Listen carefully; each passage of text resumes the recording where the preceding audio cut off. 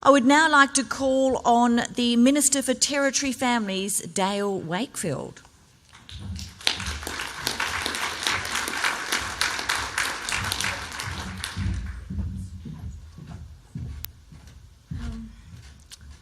I'm honoured today to be representing the new Labor government of the Northern Territory and our Chief Minister, the Honourable Michael Gunner, at this important summit. Firstly, I'd like to acknowledge the traditional owners of the land on which we meet and the elders, past and present, including those leaders in the room from many different nations. I acknowledge the Prime Minister and the First Ministers, Senator Cash. And thank you for hosting us, Premier. I also want to acknowledge my fellow Women's Safety Ministers. I feel extremely privileged to be standing here today as the Minister responsible for delivering the agenda on violence against women in the Northern Territory. Many of you will know that I've worked for many years in the domestic violence sector in Central Australia. So whilst many things about this new job feel very new, I'm extremely pleased that this COAG is my first national meeting. And I look around the room and I see many extraordinary women who I consider mentors, role models, and dare I say it, comrades in this extraordinarily vital cause as we as the cause we share to stop violence against women. I acknowledge you all. The purpose of this meeting is to ensure that we're all part of a coordinated, consolidated effort by all of our governments of our federation to address violence against women. If we are going to succeed in our cause, we must have a concerted effort by all of us in the room and by many. The Northern Territory has the highest rates of domestic and family violence in Australia. And I'm not going to spend time on the statistics. Everyone in this room knows that the Northern Territory statistics are almost incomprehensible because they are so high. But behind those statistics, we must not lose sight of the human cost to our community. This is a huge task facing our government and one that we are committed to tackling. I'd like to echo Premier Andrews' commitments on female leadership. We too have an agenda of 50-50 female board membership by 2020, and in our first decision as a government in electing a female majority cabinet, the first in Australia, I think we demonstrated our commitment to that. The Northern Territory Government is taking a holistic approach to the issue of violence with the formation of territory families. This department brings together early childhood development, children's policy, child protection, youth policy, youth justice, multicultural affairs, women's and men's policy, and domestic and family policy and services. It's a whole of life and a whole of community approach. It's a bold agenda, but one that we think provides extraordinary opportunities. The Northern Territory Government supports the National Plan to reduce violence against women and is committed to working with other jurisdictions to implement the plan in the Northern Territory. To implement the last National Plan, we took an integrated and coordinated policy and service delivery model approach. We implemented and actioned a high-risk framework very similar to many that have been talked about today. And we've actioned that in Alice Springs, Darwin, Katherine, Tennant Creek, Nhulunbuy and Yuendumu.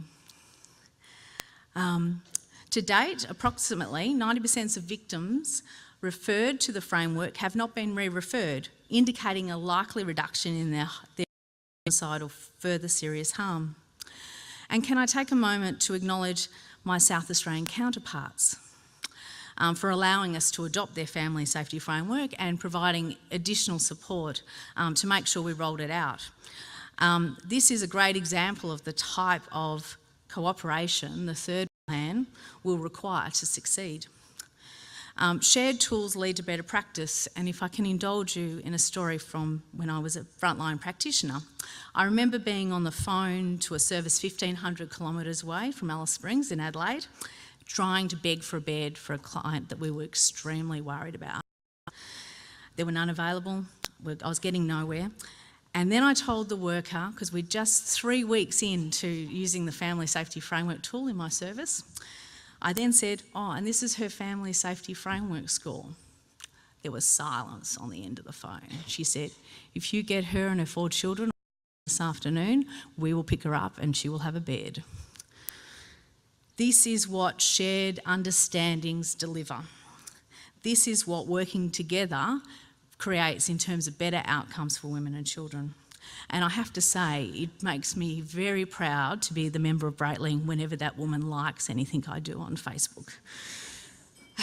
We must have the right policy settings to ensure effective responses from prevention to crisis response. We must do the important and the urgent at the same time.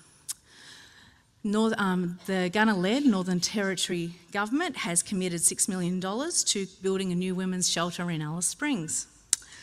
This service is likely the biggest and busiest accommodation service in the whole of Australia.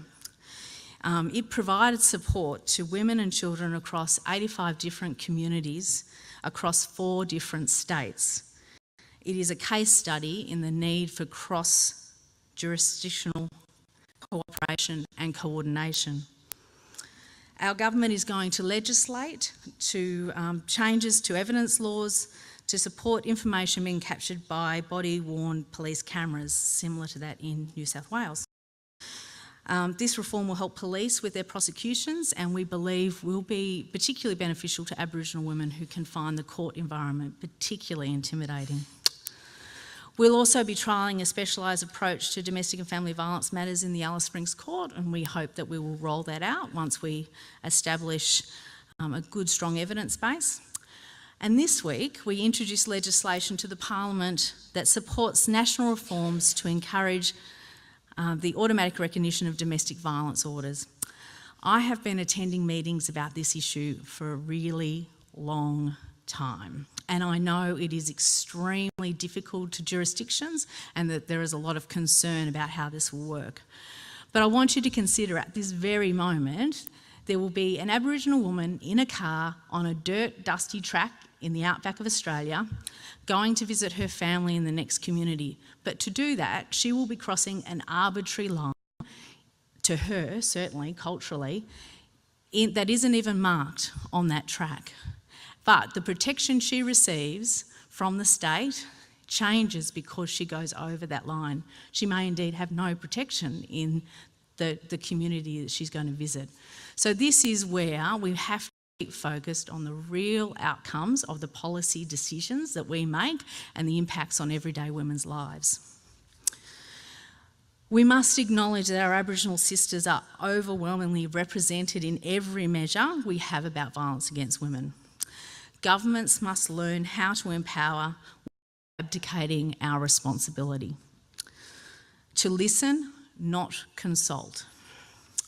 We must not view Aboriginal communities as a whole, but understand the complexity and diversity of nations in which we are honoured to live. Place-based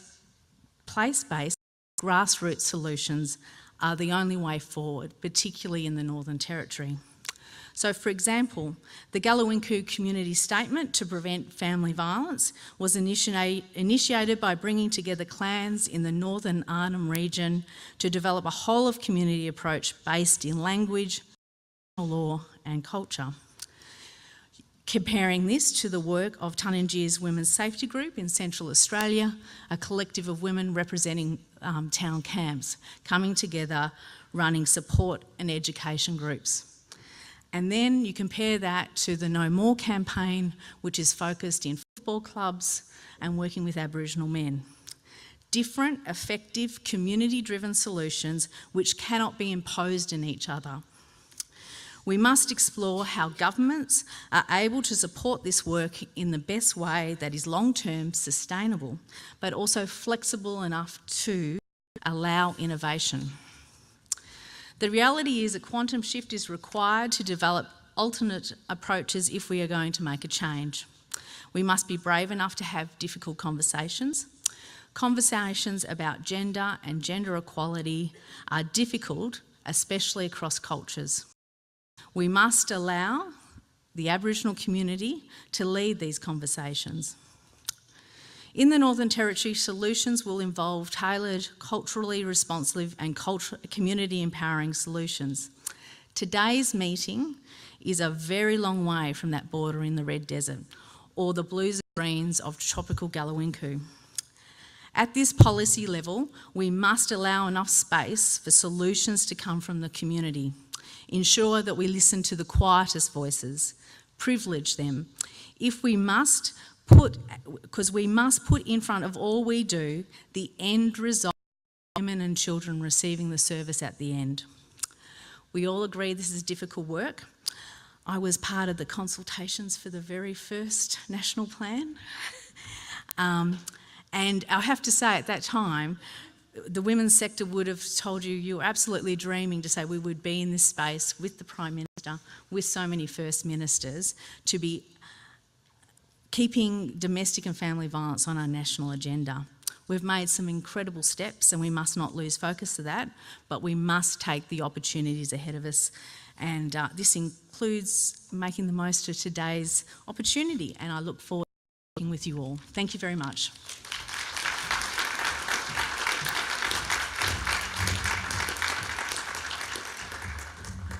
Thank you very much, Minister Wakefield, and I must just echo those sentiments as someone who has been following the National Action Plan development from its inception. It is hard to believe that we are here about to see the launch of the third plan, and to think that COAG, headed by the Prime Minister, would bring a delegation like this together. Years back seemed impossible, so yes, great progress made. So thank you for reminding us of that.